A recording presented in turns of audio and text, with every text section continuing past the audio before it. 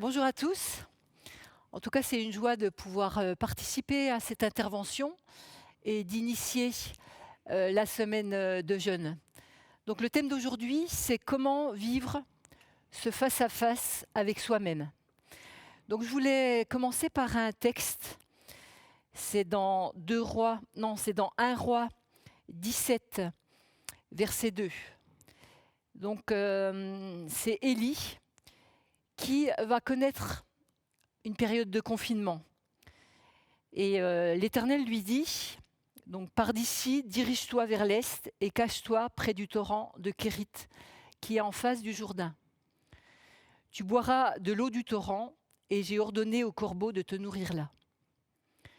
Et puis, au verset 7, mais au bout d'un certain temps, le torrent fut à sec, car il n'y avait pas eu de pluie dans le pays. Je trouve que c'est, en tout cas, un texte intéressant parce que Élie est confronté donc à cette période de confinement où tout se passe bien au départ. Il a de la nourriture, du pain, de la viande qui est apportée par les corbeaux et il a l'eau du torrent. Mais à partir d'un certain temps, l'eau commence à manquer. Et peut-être que pour nous, on est à la 4e semaine de confinement. Eh bien, au départ, tout pouvait paraître agréable, on avait du temps, on pouvait méditer. Et puis, au bout de la 4e semaine, eh bien, on peut peut-être être amené à se confronter à soi-même. Et comme Élie, quand il a vu le torrent baisser, je pense qu'il a pu s'interroger. Il a pu ressentir certaines émotions. Pendant cette période, peut-être que vous et moi, on ressent peut-être des émotions de peur, d'angoisse, de tristesse. Des émotions qui sont tout à fait normales. On dit que nos émotions sont à notre âme ce que la douleur est à notre corps. Ça signale simplement que nos besoins ne sont pas respectés actuellement, ont été bouleversés. Et les émotions sont là pour nous mouvoir, pour nous pousser à retrouver notre équilibre émotionnel. Alors, quels besoins ont été bouleversés? Des besoins sans doute de sécurité, des besoins d'être aimés, des besoins d'être liés les uns aux autres. Ça fait un certain temps que vous et moi, à travers cette période, on voit ni nos parents, ni nos enfants, nos petits-enfants, nos amis. Les besoins d'estime de soi, beaucoup ont été confrontés à s'arrêter et peut-être à ne plus avoir le sentiment de n'être plus très utile ou d'avoir de la valeur. Et puis, un besoin de réalisation de soi. Et c'est compliqué d'être confronté à cet arrêt, un peu cet arrêt sur image, et d'accepter que nos besoins ont été bouleversés. Alors je pense que l'important, face à toutes ces émotions, eh bien, c'est déjà d'accepter qu'elles sont là, d'accepter que nos besoins ont été bouleversés et apprendre à y faire face. Et comme, je dirais, David a connu de l'angoisse quand il a tout perdu, il a su reprendre courage en s'appuyant sur l'Éternel. Et nous, face à peut-être certaines inquiétudes, peut-être certaines angoisses, il va falloir aller puiser dans la richesse extraordinaire de la Bible pour trouver des solutions et un apaisement de toutes ces inquiétudes. Et notamment, il est dit, et c'est le passage que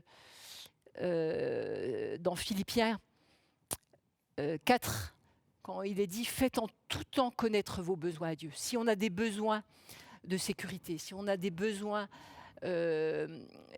d'attention, d'affection, d'estime de soi, si je fais connaître à Dieu mes besoins, et comment? Par des prières, par des supplications, avec des actions de grâce, c'est-à-dire je sais à l'avance que Dieu va répondre à mes besoins émotionnels, alors, il est dit, la paix de Dieu qui surpasse toute intelligence gardera nos cœurs et nos pensées. Donc, je crois que c'est fondamental, c'est oui, j'ai des émotions bouleversées, oui, peut-être que j'ai un ensemble de questionnements. Avant, on était face à notre brouhaha de notre activité, on était très actifs et finalement, on ne s'écoutait pas. Et là, il y a peut-être un discours intérieur qui est apparu. C'est-à-dire, j'ai commencé à me dire certaines choses. Et peut-être des personnes commencent à se dire à s'interroger, à douter de soi, à se dire peut-être que je ne suis pas digne, peut-être que je n'ai pas de valeur, peut-être que Dieu m'a oublié. Et peut-être aussi que des choses qui étaient en apparence sécurisées dans ma vie, qui avaient été guéries, refont surface. Peut-être certaines préoccupations, peut-être certains mensonges qui étaient sur ma vie en lien avec mon passé, eh bien, sont ramenés à la surface. Et peut-être que c'est particulièrement douloureux. Et donc, il y a peut-être ce combat entre mes émotions et mes pensées, entre ce que je crois théologiquement et ce que mon affection et mes émotions sont en train de me dire. Et il y a peut-être ce combat qui est présent. Peut-être que j'ai besoin d'accepter que des choses ont besoin dans ma vie d'être encore guéries, consolidées. Et ce face-à-face avec soi-même, ça va être peut-être le temps de se dire, ben oui, là encore, j'ai des blessures, là encore, j'ai des faiblesses. Et nous, chrétiens, c'est vraiment cette opportunité qu'on a en tout temps, en toute occasion. Cette possibilité de tout transférer sur la croix, de tout transférer sur Jésus. Et notamment tout ce qui est douloureux et pénible. Et puis, d'avoir le secours du Saint-Esprit. Il est dit qu'on a le Paraclète, celui qui est à côté de nous, pour nous aider, nous soutenir, et peut-être nous rassurer dans tout ce qui est ressorti actuellement, notamment dans notre discours intérieur, dans nos pensées intérieures, dans nos émotions. Dieu veut venir vraiment consolider en nous des choses. Et puis, il y a ce face-à-face avec nous-mêmes. Mais je pense qu'il est important, c'est d'accepter le face-à-face avec Dieu. Et non seulement Dieu est là pour nous écouter, il aime le face-à-face avec nous. Parce que souvent, c'est dans la solitude qu'il va pouvoir se faire connaître. Et à nous, c'est dans le silence qu'il va pouvoir nous parler. Et nous avons des temps de silence. La rue n'a jamais été aussi silencieuse. Et je pense qu'il y a des temps, c'est comme un temps de désert. Et on sait que dans le désert, il s'est passé beaucoup de choses, bibliquement. Il a dit « Je parlerai à son cœur » dans Osée 2,14. Donc il veut nous parler. C'est vraiment un temps particulier. On sait que Moïse, dans le désert, a eu la révélation du buisson ardent.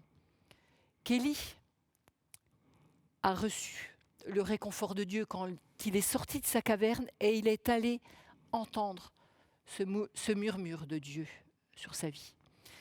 Et je pense que Dieu nous encourage.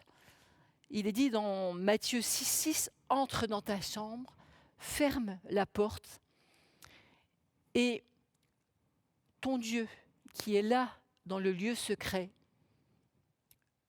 te le rendra. » La notion de la chambre, c'est vraiment cette notion d'intimité, cette notion de face à face avec Dieu. Et je pense qu'on n'a peut-être pas l'habitude, parce qu'on vit notre vie spirituelle, souvent dans la communion fraternelle, dans la louange collective, mais que nous sachions profiter dans ce temps particulier, de n'avoir pas peur de rencontrer Dieu personnellement, Dieu dans cette intimité, dans ce temps de solitude.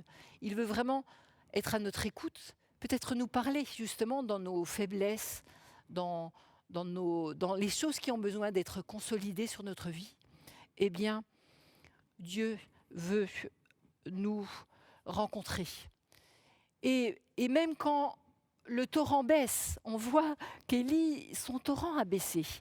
Et Dieu veut nous dire que dans le désert, il est dit dans Ésaïe 35, verset 6, « Des eaux jailliront dans le désert et des ruisseaux dans la solitude. » Et ça, c'est vraiment encourageant.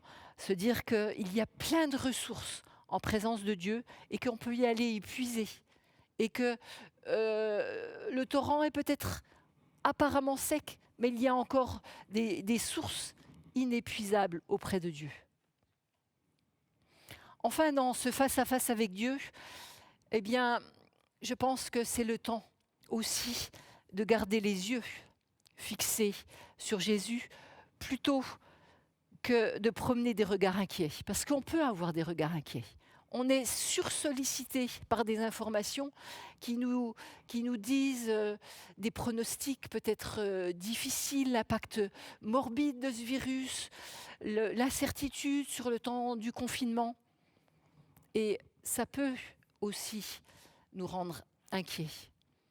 Et je pense de garder les yeux fixés sur Jésus et notamment les yeux de notre cœur. Ça va nous demander un certain effort.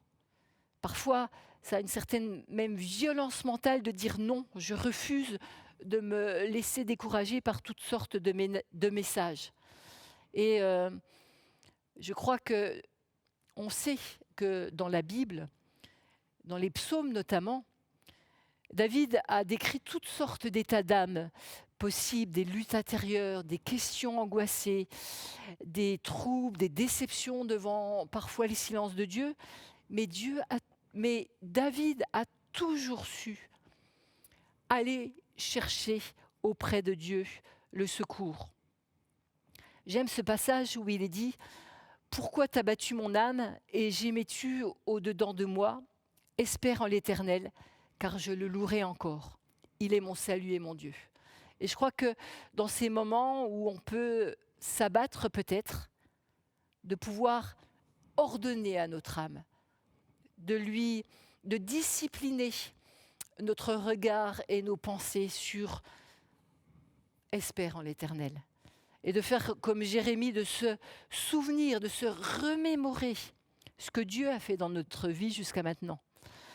Il dit dans les lamentations de Jérémie, « Voilà ce que je veux méditer pour garder espoir. Les bontés de l'Éternel ne sont pas épuisées.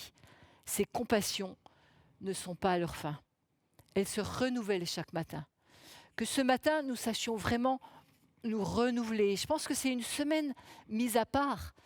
Après 4 semaines, 3 semaines où peut-être on a su se nourrir personnellement, peut-être savoir à nouveau se renouveler, aller chercher vraiment un pain nouveau, une eau nouvelle, une source nouvelle auprès de Dieu. Je pense qu'on n'est pas loin. On est bientôt au 30e jour, bientôt peut-être au 40e jour. On sait qu'au niveau psychologique, pour changer ses habitudes, eh bien, il faut du temps. Il faut, on dit, 6 semaines, donc 40 jours, pour prendre des nouvelles habitudes de pensée, des nouvelles habitudes de raisonnement. Et je pense qu'il est important pour nous de saisir que ce temps peut-être est mis à part pour changer et prendre de bonnes habitudes de pensée, de renouveler son intelligence. C'est un concept que j'aime bien parce que c'est vrai que nos pensées sont parfois tellement éloignées des pensées de Dieu. Et pouvoir, dans ce temps mis à part, oui, je vais chercher la pensée de Dieu, de ce qu'il a à me dire dans ce face-à-face avec Dieu et ce face-à-face avec moi-même. Dieu veut nous renouveler personnellement. Et moi, je pense que réaliser que ce passage dans Élie, avec Élie, dans 1 Roi 17, qu'il va sortir complètement différent. Élie, dans ce temps de confinement, il a appris à le connaître. Il a appris à le contempler. Il a appris à communier en profondeur avec Dieu. Il a été imprégné de sa pensée, de son caractère. Et dans les chapitres suivants, donc après cette période de confinement, eh bien, on voit qu'il va pouvoir être utilisé en vue de l'accomplissement de sa volonté, de la volonté de Dieu, quelle qu'elle soit. Et si sa fidélité a été éprouvée dans ce moment de confinement, eh bien, il a grandi et il va pouvoir vivre vraiment une autre dimension. Et on voit que dans les chapitres suivants, il est appelé 8 fois homme de Dieu. Et il est devenu l'homme de Dieu parce qu'il a su vivre dans cette période de confinement vraiment un face-à-face avec Dieu et comprendre la volonté de Dieu. Et je crois que c'est important. Moi, dans cette épreuve d'isolement, je crois qu'on peut sortir différent. Et je crois qu'on ne sera plus les mêmes. Si on le veut, on aura gagné en maturité. Et je pense que c'est important dans cette période et dans cette semaine qu'on aille s'enrichir et qu'on apprenne encore à grandir dans cette maturité. Voilà, moi je vous encourage. Je vous encourage à profiter de cette semaine, de ce temps qui nous est donné, de méditer encore la parole et puis de tenir ferme après avoir tout surmonté. Donc j'avais 3 sujets de prière pour cette journée à vous donner en lien avec ce thème. Je crois que c'est important de pouvoir déjà prier pour les gens qui vivent des épreuves particulières, des gens qui vivent des moments douloureux, que ce soit dans la maladie, dans le deuil, et qui sont, pour certains, dans l'angoisse. Donc ça, c'est le premier sujet de prière. Deuxième sujet, c'est vraiment de pouvoir vivre, accepter de vivre ce temps particulier et que ça soit un temps de révélation pour chacun d'entre nous.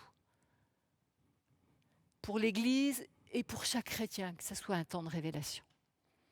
Et enfin, le troisième sujet, que pour ceux qui ne connaissent pas Dieu et qui peut-être face à ce vécu, eh bien, puissent découvrir Dieu, qu'ils puissent découvrir Dieu dans leur solitude. Voilà, qu'on puisse prier que des gens dans leur détresse découvrent vraiment Dieu. Voilà, écoutez, bonne journée à vous. Moi, j'ai hâte de vous revoir et qu'on puisse se retrouver face à face et qu'on puisse se saluer à nouveau. Voilà, bonne journée et bonne semaine à vous. À bientôt.